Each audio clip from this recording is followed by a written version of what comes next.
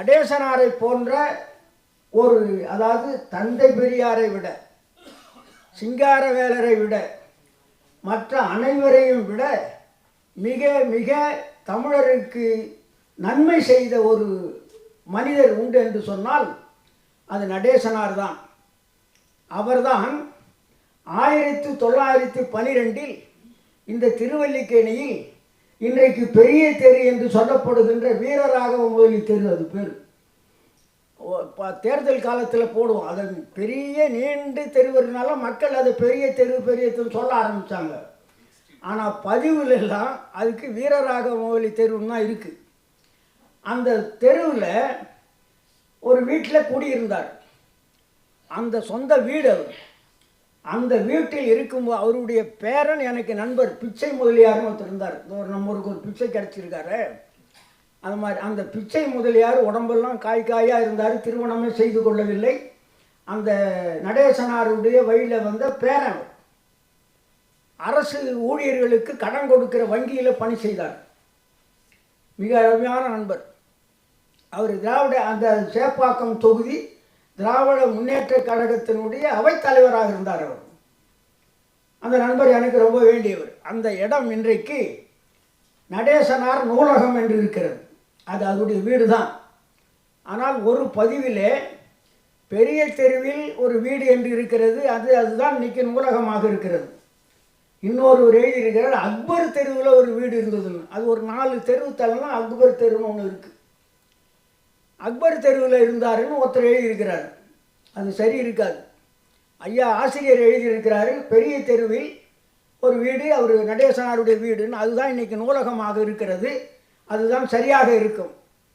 அந்த திருவல்லிக்கேணியில் ஒரு பகுதியை நடேசனார் சாலைன்னு மாற்றி இருக்கிறார்கள். அந்த நடேசனார் தான் சிந்திக்கிறார். என்ன சிந்திக்கிறார்? தமிழ் மாணவர்கள் படிப்பதற்கோ, தமிழ் பார்ப்பனர் அல்லாத மாணவர்கள் உண்ணுவதற்கோ அல்லது தங்கி படிப்பதற்கோ ஒரு விடுதி கிடையாது, ஒரு உணவகம் கிடையாது. சென்னையில் மட்டும் இல்லை, சென்னையில், திருச்சியில், மதுரையில் போன்ற, கோவை போன்ற மாநகரங்களில் இல்லை. என்ன இருந்தது என்றால், சென்னையிலும் திருச்சியிலும் மதுரையிலும் கோவையிலும் விடுதிகள் இருந்தன, உணவகங்கள் இருந்தன. அத்தனையும் பார்ப்பனர்களிடத்தில் இருந்தன. உணவகங்களை பார்ப்பனர்கள் நடத்தினார்கள். அதிலேயே ஒரு வேறுபாடு. ஒரு இடத்துல பிராமணால் சாப்பிடும் இடம் இருக்கும். நானே பார்த்தேன். திருவல்லிக்கேணியிலே முரளிகேப்புன்னு ஒரு உணவகம்.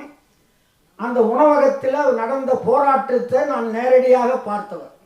திராவிடர் கழகம் நாள்தோறும் அங்கே போராடியது.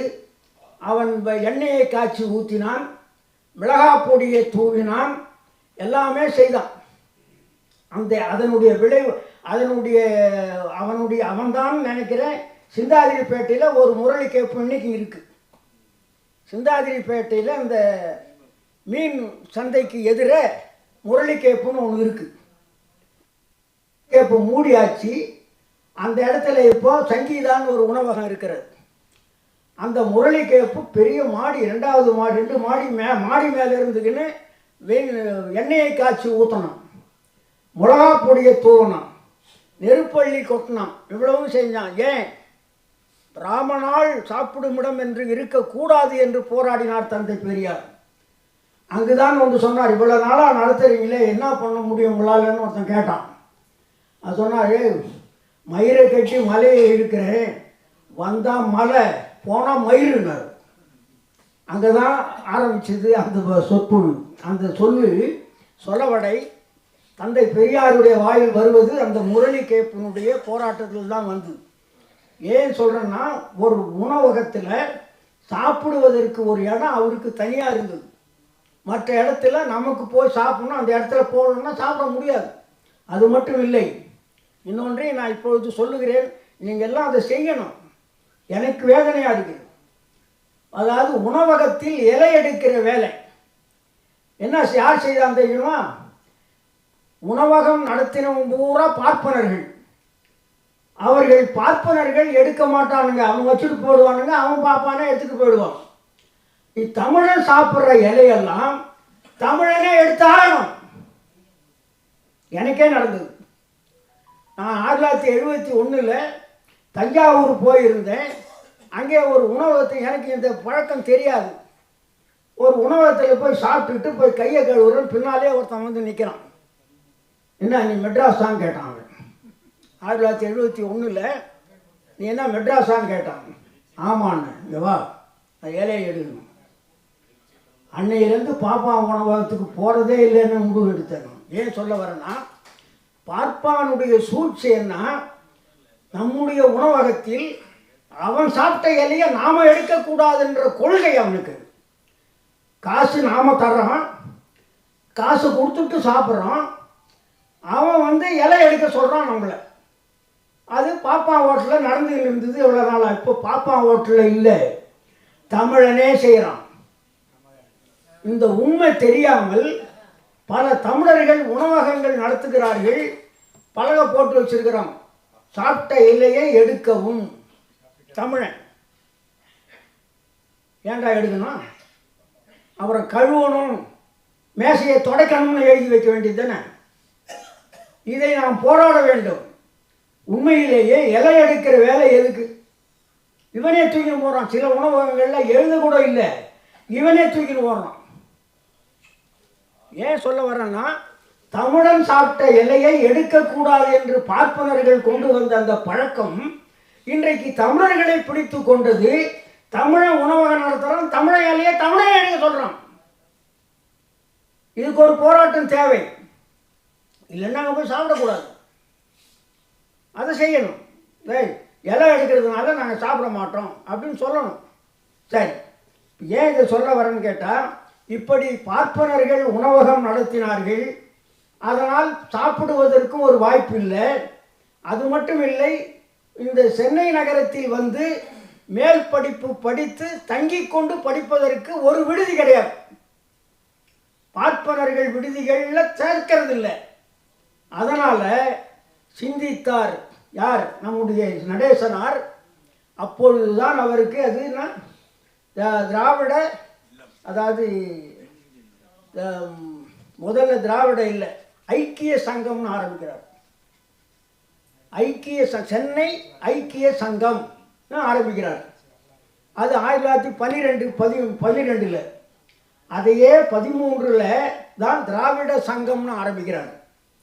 முதல்ல ஐக்கியம், சென்னை ஐக்கிய சங்கம்னு தொடங்கிய நடேசனார் பிறகு 1913 தொடங்கின 13 அதை மாற்றி திராவிட சங்கம் என்று ஆக்குகிறார். அது மட்டும் இல்லை, இந்த திராவிட இயக்க சிந்தனை உடையவர்கள், திராவிட இயக்க மரபில் வந்தவர்கள், ஆனால் பிராமணர்களுக்கு அடிமையாகவும் பிராமணர்களுடைய சொல்லை கேட்டுக்கொண்டும் அவர்கள் செய்கின்ற கொடுமைகளை தாங்கிக் கொண்டும் இருந்து அதை வெளியே வர முடியாமல் சிக்கிக் கொண்டிருந்த தியாகராயரையும், பிட்டி தியாகராயரையும், TM நாயரையும் எல்லாம் ஒன்று சேர்த்து ஒரு இயக்கத்தை உருவாக்க வேண்டும் என்று கருதியவர் நடேசனார். அதனால்தான் அதுக்கு பிறகு அது தென்னிந்திய நல உரிமை சங்கமாக மாறுகிறது. முதல்ல சென்னை ஐக்கிய சங்கம் என்று ஆரம்பித்து பிறகு அது திராவிட சங்கமாக மாறி அது மறுபடியும் தென்னிந்திய நல உரிமை சங்கமாக மாறி அந்த தென்னிந்திய நல உரிமை சங்கம்தான் நீதி கட்சியாக உருவெடுத்தது. பிறகுதான் அந்த சேலம் மாநாட்டில் அருமையாக ஒரு செய்தி இருக்கிறது. அந்த சேலம் மாநாட்டில் அது திராவிடர் கழகம் என்று மாற்ற வேண்டும் என்று பேரறிஞர் அண்ணா தான் தீர்மானம் கொண்டு வருகிறார். இந்த திராவிடம் என்ற சொல்லு சொன்னனே, திராவிடம் என்ற சொல்லு இந்த நாட்டுப்பண்ணில் மட்டும் இல்லை, அந்த தமிழ் தாய் வாழ்த்தில் மட்டும் இல்லை. அதாவது திராவிடம் என்ற சொல் தாயுமானவருடைய பாடலில் வருகிறது. தாயுமானவருடைய பாடலில் திராவிடம் என்ற சொல் வருகிறது. அது மட்டும் இல்லை, திராவிட வேதம் என்று திருவாய்மொழியை கூறுகிறார்கள். யார்? ஆழ்வார்கள். திராவிட வேதம் என்று திருவாய்மொழியை கூறுகிறார்கள் ஆழ்வார்கள். இதில் அதுக்கடுத்து திராவிட நாடு 1812 தான், அதாவது திராவிட நாடு மனோன்மணியம் சுந்தரனார் 1812 பாடுகிறார். அது மனோன்மணியம் சுந்தரனார் 1812 பாடுகிறார். ஒரு செய்தி, மனோன்மணியம் சுந்தரனாரை விவேகானந்தர் சந்திக்கிறார். மனோன்மணியம் சுந்தரனாரை விவேகானந்தர் சந்திக்கிறார். அவர் பேசும்போது, நான் இந்தியன் தான் அவன் விவேகானந்தர், நான் திராவிடன்னு சொல்கிறாரு மனோன்மணியம் சுந்தரனார். அவர் எந்த உணர்வு இருந்து அந்த பாடலில் அதை சேர்த்திருப்பார்னு யோசனை பண்ணி பாருங்க. அவர் வடநாட்டுக்காரர், ஆனால் உண்மையிலே அவர் திராவிடன் தான். ஆனால் அவருடைய எண்ணம் இந்தியனாக இருந்தது. அதனால் இவர் என்ன செய்தார், இவருடைய எண்ணம் இந்தியாவில் இருந்தாலும் ஆன்மீகவாதியாக இருந்தாலும் மனோன்மணியம் சுந்தரனாருடைய சிந்தனை திராவிடன் என்ற சிந்தனையாக இருந்திருக்கிறது. அதனால் அடித்து சொல்லுகிறார் விவேகானந்தரிடத்தில், நான் திராவிடன் தான் என்று சொல்லுகிறார். திராவிட நாடு, அதாவது அருமையான செய்தி. அதாவது விவேகானந்தரிடம் மனோன்மணியம் சுந்தரனார் நான் திராவிடன் என்று அடித்து சொல்லுகிறார். அப்படி சொல்லும்போது அவருடைய பாடலில் அது வர்றதுக்கு ரொம்ப இதுவாக இல்லை. அதுக்கடுத்து திராவிட நாடு என்பது, அதாவது திராவிட நாடு பெரியார் கேட்டார், பேரறிஞர் அண்ணாவும் கேட்டார். அப்பொழுது அந்த இவரை சந்திக்கிறார்கள். திராவிடஸ்தானையும் பாகிஸ்தானையும் ஒன்றாக கருதியது தப்பு என்று, அதன் தத்துவம் வேறு இதன் தத்துவம் வேறு என்று முதலில் மெஜாரிட்டி உள்ள இடத்திற்கு மாத்திரம் கொடுத்தால் போதும், பிராமணியம் இந்தியா முழுமையும் பொறுத்த விஷயம் என்றும், திராவிடஸ்தானில் தங்களையும் வேறு வேறு மாகாணக்காரர்களையும் எடுத்துக்கொள்ள வேண்டும் என்றும் சொன்னார். யார்? அம்பேத்கர். நான் முதல்ல தப்பாக நினச்சேன், திராவிடஸ்தான் தனியாக கேட்குறது. ஆனால் இவனுங்க பண்ணுறது பார்த்தாக்கா அவர் கேட்டது, தந்தை பெரியார் கேட்டது சரிதான் என்று அம்பேத்கர் பிறகு சரியாக வருகிறார். அதுக்கடுத்து திராவிடர் கழகத்தினருக்கு அருமையான ஒரு செய்தி சொல்லுகிறார் தந்தை பெரியார். திராவிடர் கழகத்தினருக்கு முதன்மையாக கடவுள் நம்பிக்கை இருக்கக்கூடாது. முதல் ஆணிவேரா போடுறாரு தந்தை பெரியார்.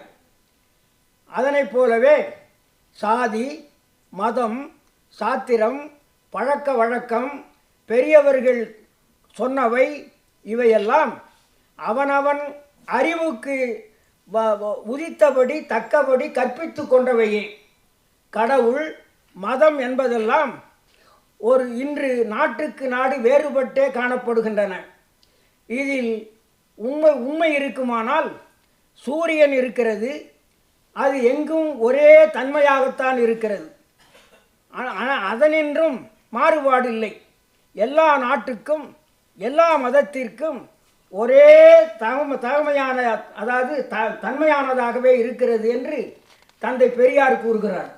ஒரு மனிதன் என்று இருந்தால், ஒரு இனம் என்று இருந்தால் எல்லா நாட்டிலையும் ஒன்றாகத்தான் இருக்க வேண்டும். இந்தியாவில் ஒரு மாதிரியும் வேற ஒரு நாட்டில் ஒரு மாதிரி இருக்கக்கூடாது. அது எப்படி சூரியன் எல்லா இடத்திற்கும் ஒரே மாதிரி பாகுபாடு இல்லாமல் வெயிலாக காய்கிறதோ அதை போல் இருக்க வேண்டும் என்று அருமையான ஒரு செய்தியை திராவிடரின் தொன்மை ஆரிய குடும்பத்தாரின் ஐயா ஒரு 5 மணி சொல்லுங்க ஐயா, ஏன்னா நிறைய இருக்குது, இருந்தாலும் அடுத்து தொடரலாம். ஆரிய குடும்பத்திற்கு பேசியவர்கள் மட்டும், சமஸ்கிருதம் பேசியவர்கள் மட்டும் இந்தியாவின் மேற்கு கணவாய் வழியாக நுழைந்து கிறிஸ்து பிறப்பதற்கு 1000 ஆண்டுகளுக்கு முன்பே வட இந்தியாவை அடைந்தார்கள். இது பாருங்க, இவர் 1000 கிறிஸ்து பிறப்பதற்கு 1000 முன்னால். ராகுல சாங்கிருத்தியாயன் சொல்லுகிறார், கிமு 1500க்கு முன்னால் ஆரியர்கள் இந்தியாவுக்குள் நுழையவில்லை. ராகுல சாங்கிருத்தியாயன் சொல்கிறார். அவங்க சொல்கிறாங்க சமஸ்கிருதத்திலேருந்து தான் தமிழ் வந்தது. அப்போ அதுக்கப்புறம் தான் சமஸ்கிருதம் தமிழ் உண்டாச்சா? ஆரியர்கள் கிமு 1500க்கு முன்னால் இந்தியாவுக்குள் நுழையவில்லை என்று ராகுல சாங்கிருத்தியாயன் சொல்கிறார். அவர் ஒரு பாப்பம், நினைவு வச்சுங்க. இவர் சொல்லுகிறார், H.G. வெல்ஸ் என்கின்ற ஒரு ஆங்கில அறிஞர், தமிழ் மொழியை ஆய்வு செய்தவர். அதாவது நாகரிகம், அதாவது அது தெற்கு அங்கு, அதாவது வட இந்தியாவில் தங்களை விட முன்னேற்றமான நாகரிகமுடைய ஒரு கூட்டத்தாரை யார், அதாவது சிந்துவெளி நாகரிகத்தில் வந்த தமிழர்களோடு வந்து சேர்ந்து அவர்களுடைய மொழியை கற்றுக்கொண்டு அவர்களுடைய பண்பாட்டை கற்றுக்கொண்டு அவர்களிடத்தில் உதவி பெற்றுக்கொண்டு அவர்களையே எதிரிகளாக ஆக்கினார்கள் சொல்கிறார். பாப்பா வேலையே அதுதான். யாருக்கிட்ட என்ன கற்றுக்கிறானோ அவரையே எதிரி ஆக்கிடுவோம். யாருக்கிட்ட என்ன செய்கிறானோ, அவன் எங்கே போகிறானோ, ஒரு கட்சிக்கு போனானோ அந்த கட்சி ரெண்டு ஆக்கிடுவோம். ஆனால் வெளியவே தெரியாது, அவன் தான் செய்தான்னு தெரியவே தெரியாது. நம்மளை விட்டு நம்மளையே வச்சு எல்லாம் வேலை வந்து முடிச்சிடுவோம். பிள்ளையார் வந்து ஊர்வலம் போச்சு. இஸ்லாமியர்களுக்கும் தமிழர்களுக்கு நடந்த போராட்டத்தில் அந்த தமிழர்களை தூண்டிவிட்டவர்கள் ஆரியர்கள், பிராமணர்கள் விலை போனாங்க. இப்போ என்ன செய்வது? ஒரு இனத்தை இன்னொரு இனத்தை தாக்குவதற்கு நேரடியாக அவர்கள் வருவதில்லை, நம்மையே பலிக்கடவாக்குகிறார்கள் என்பதை தமிழர்கள் புரிந்து கொள்ளவில்லை. இப்போதான் புரிஞ்சுக்கிறாங்க. பார்த்தசாரதி கோவில் சாமியே இப்போ எந்த தமிழனும் தூக்கிறது இல்லை. போடா நீ தூக்கிடான்ட்டாங்க. நாங்கள் ஏன்டா தூக்கணும், நீ தூக்கு போ, அப்படி ஆயிட்டாங்க. அதே மாதிரி இதை H.G. வெல்ஸ் சொல்லுகிறார், அந்த திராவிடர்களை சந்தித்து அவர்களிடமிருந்து பல நாகரிகங்களை கற்றுக்கொண்டார்கள் என்று கூறுகிறார் H.G. வெல்ஸ் என்கின்ற பேரறிஞர். அது மட்டும் இல்லை ஐயா, அந்த செய்தி ஒரு 5 மணித்துளிகள் முன்னாலே சொல்லுங்கள். ஆரியரின் வாழ் சிந்துவெளி நாகரிகத்துக்கு 1000 ஆண்டுகளுக்கு அப்பால் தான் ஆரியர்களின் நுழைவு இந்தியாவில் ஏற்பட்டது என்று கருதப்படுகிறது என்று நேரு சொல்லுகிறார். நேரு சொல்கிறது எப்பவுமே தவறு இருக்காது. அவர் அந்த மாதிரி சொல்கிறதுக்கு வாய்ப்பும் இல்லை. ஒரு பகுத்தறிவுவாதி. அதனால்தான் அவர் என் சாம்பலை குணம் போய் கடலில் கரைக்காதீங்கடா, கங்கையில் கரைக்காதீங்க, கடலில் போடுங்கன்னார். இப்படி சொன்ன உலக தலைவன் ஒருத்தனுமே கிடையாது. என்னுடைய சாம்பலை வயலில் தெளின்னு சொன்னார். இவனுங்க அதையும் செஞ்சானுங்க, இதையும் செஞ்சானுங்க. நான் எந்த கோவிலுக்கும் போனதில்லை, கடவுளே இல்லைன்னு சொன்னதில்லைன்னு சொன்னார் அவர். எந்த கோவிலுக்கும் போனதில்லை, கடவுளே இல்லைன்னு நான் சொன்னதில்லை. இப்படி ஒரு வாக்கு அவர்கிட்ட வாக்கு. அப்படின்னா என்ன அர்த்தம்? இல்லை, அவ்வளோதான், அது சொல்ல வேண்டிய அவசியம் இல்லை. இல்லைன்றதை ஏன் சொல்லணும்? தேவையில்லை. தந்தை பெரியார் அதானே சொன்னார், இல்லை இல்லைன்னு சொல்லி நிற்கிறியே, வந்துட்டா என்ன பண்ணுறது? வந்துட்டதான் வந்துட்டாரு போடான்னு சொல்லிட்டு போகிறேன். இதில் என்ன தப்பு? அவர்கிட்ட ஒளிவு மறைவே கிடையாது. எதையும் எப்பொழுதுமே பகுத்தறிவுவாதிகள் ஒளிவு மறைவாக பேசுவதே இல்லை. நேரடியாக பேசுவார்கள், கேட்டால் நேரடியாக பதில் சொல்வார்கள். அவள் அப்படி இல்லை, அவன் கடவுளை ஈர்த்துக்குவான். அந்த கடவுள் இப்படி செஞ்சார், இந்த கடவுள் இப்படி செஞ்சார். அப்படி தானே முருகனுக்கு 2 பொண்டாட்டி கொடுத்தாங்க. இவன் 2 பொண்டாட்டி வச்சுக்கிறதுக்கு முருகனுக்கு 2 பொண்டாட்டி. இவன் என்ன பல மனைவி வச்சுக்கிறதுக்கு பரமசிவனுக்கு பல மனைவியை உண்டாக்கிறது. அதுதான் நடந்தது. கடவுளே 2 பொண்டாட்டி வச்சுருந்தான், நான் வச்சுருந்தா என்ன அப்படின்னு சொல்கிறதுக்கு தான். பகுத்தறிவாதி இல்லவே இல்லைன்ட்டான். கடவுளே இல்லைன்னும் போது அவனுக்கு பொண்டாட்டி எடுத்து கட்டி வைக்கிறான். பொண்டாட்டி கட்டிக்கிறது, புள்ள பெற்றுக்கிறது, அவன் எல்லாம் கடவுளா? சரி, அதுக்கடுத்து இன்னொன்றை நான் செய்து முடிச்சு விடுகிறேன். அடுத்து நிறைய செய்திகள் இருக்கின்றன.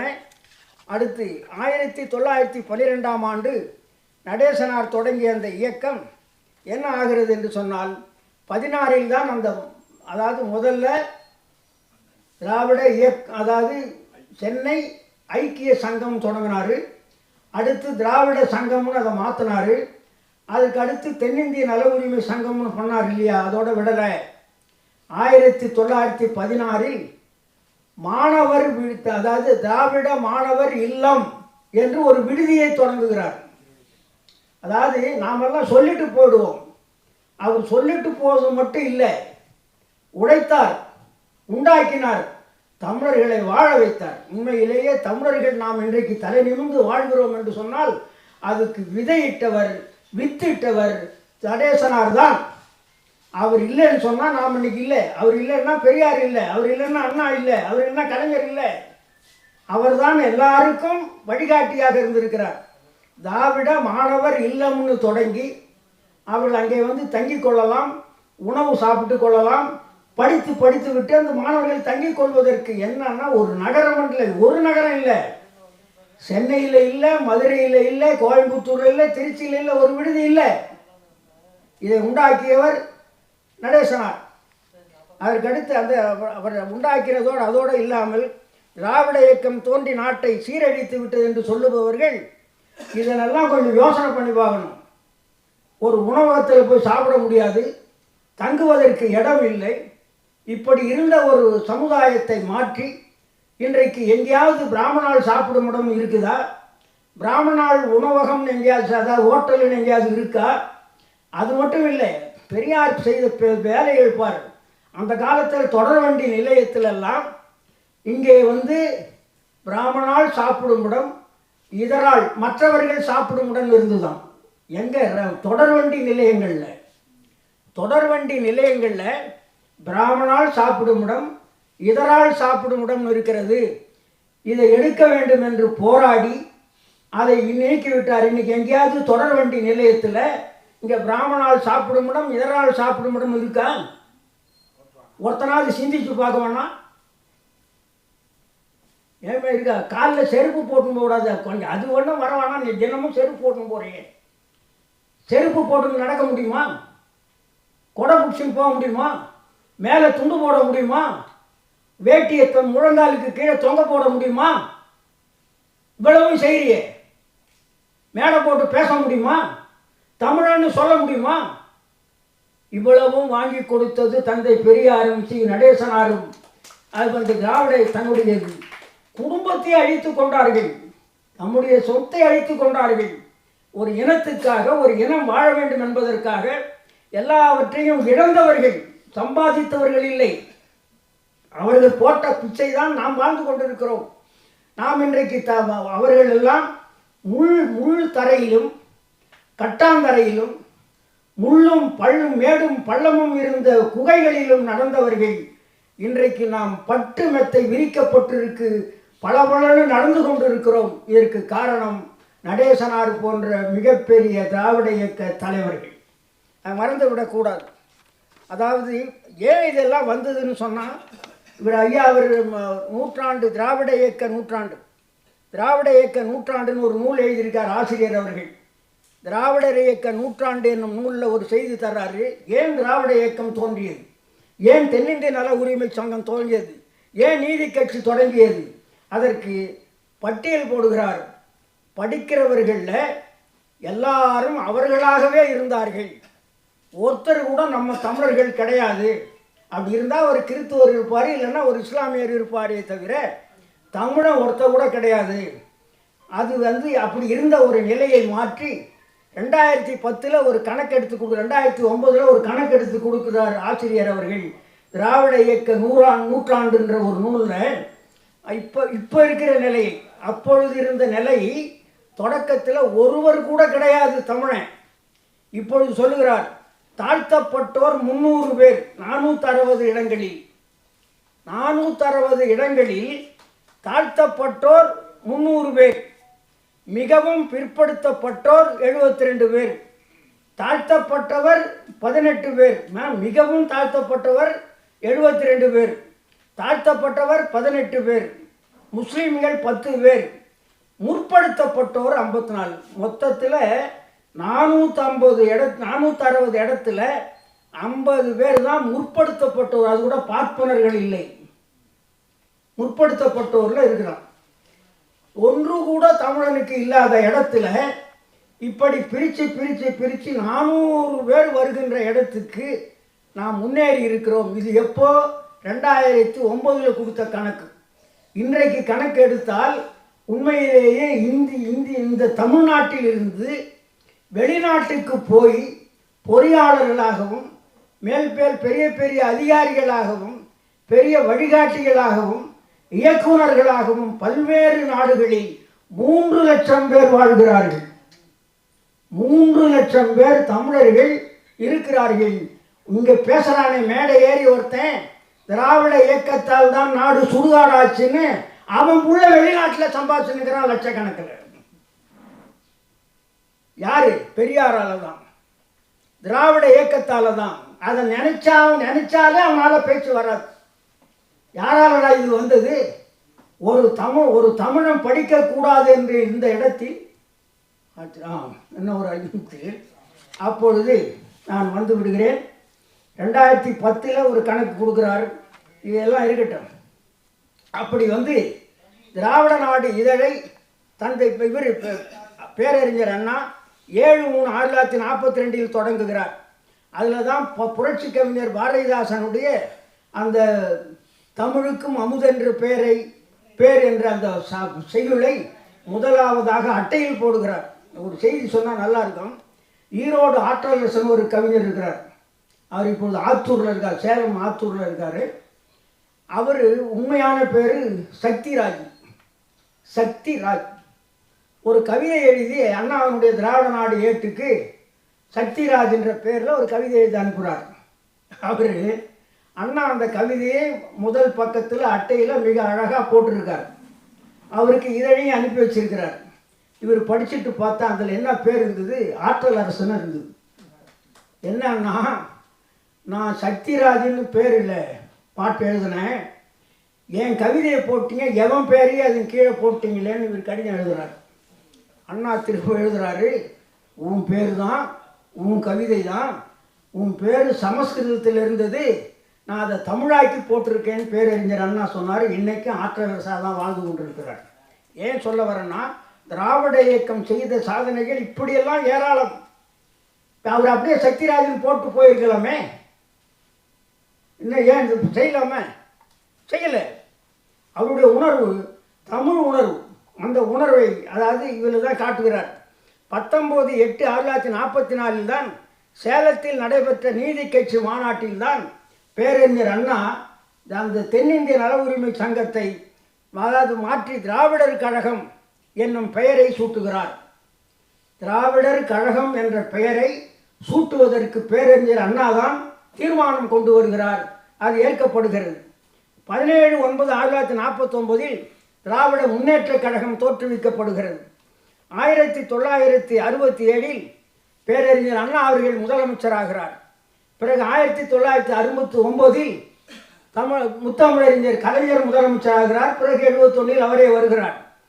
பிறகு 2021 முத்துவேல் கருணாநிதியினுடைய ஸ்டாலின் அவர்கள் முதலமைச்சராக இருக்கிறார். இப்பொழுது அந்த திராவிட இயக்கம், நீதி கட்சி, தென்னிந்திய நல உரிமை சங்கம் அது அப்படியே தொடர்ந்து வந்து கொண்டு இருக்கிறது. இதுக்காக தான் இதை சொல்கிறேன்.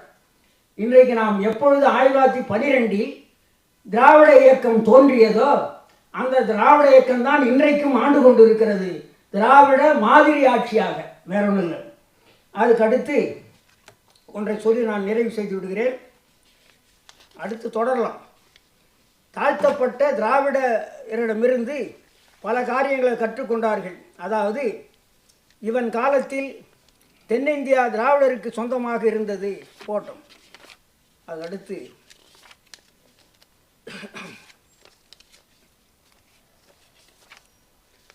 அதாவது நமக்காக பெரியார் தோன்றினார்.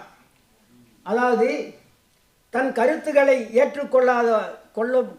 கொள்ளாதவராக மட்டுமல்லாமல் எதிர்த்து போராடுபவர்களாகவும் இருந்த மக்களிடையே ஆண்டவனையும் மதத்தையும் தாக்கி பேசிய அமெரிக்க நாட்டு பேச்சாளன் இங்கர்சார் புகழோடும் பொருளையும் அதாவது புகழோடு பொருளையும் திரட்ட முடிந்ததற்கு காரணமே அவன் சமுதாயத்தின் இயக்கத்துக்காக வாதாடியதுதான். கொடுமைகளை தாங்க முடியாத இதயங்களெல்லாம் கொதிப்பேறி மக்களை திரட்டி எழுப்பின. ஏதென்ஸ் நகரத்தில் எல்லாமே அளவுக்கு மீறி வளர்ந்திருப்பதை பொறுத்து கொண்டு இருக்க முடியாமல் போனதனால்தான் அவற்றை வகைப்படுத்த முயற்சி செய்தான் பிளாட்டோவின் உரையாடல்களின் கதாநாயகன் சாக்ரடீஸ். ரோம சாம்ராஜ்யத்தின் அடிமைகளாகவும் அடக்கப்பட்டவர்களாகவும் வாழ்ந்து அவதிப்பட்ட யூதர்களின் நிலைமையை சகிக்க முடியாமல் போனதனால்தான் உரிமைக்கு போராடி உள்ளம் எதுவாக இருந்தாலும் தன் உருவத்தை தன்னுடைய உள்ளம் எதுவாக இருந்தாலும் தன்னுடைய உருவத்தை பதித்தார் இயேசு. அரபு நாட்டின் ஆதிக்கவாதிகளின் அக்கிரமங்களுக்கும் அட்டூழியங்களுக்கும் பலியாகி தங்கள் வாழ்வை எரித்து கொண்ட ஏழை எளிய மக்களின் நிலைமையை கண்டு பொறுக்க முடியாமல் தான் இன்னல்களையே தன் வாழ்வாக ஏற்றார் நபிகள் நாயகம் என்று யார் சொல்றது தெரியுமா? இங்கிலாந்து நாட்டின் இந்தியர்களின் வளர்ச்சி ஏழை பாட்டாளி மக்களின் வாழ்வை பறித்து கொண்டது காண சகிக்காமல் தான் அவர்கள் எல்லோருக்குமாக தன்னுடைய எல்லாவற்றையும் இழந்தான். இறுதியில் அழிக்க முடியாத உருவமாக காலத்தை கைப்பற்றினான் காரல் மார்க்ஸ்.